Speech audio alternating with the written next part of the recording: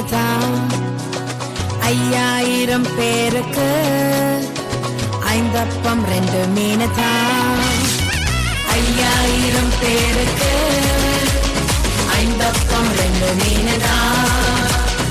5000 பேருக்கு 5 அப்பம் 2 மீன் தான். சொல்லிக் கொடுத்தார் அவர் அள்ளிக் கொடுக்க, சொல்லிக் கொடுத்தார் அவர் அள்ளிக் கொடுக்க. 12 கூட எடுத்தார், மீதம் 12 கூட எடுத்தார்.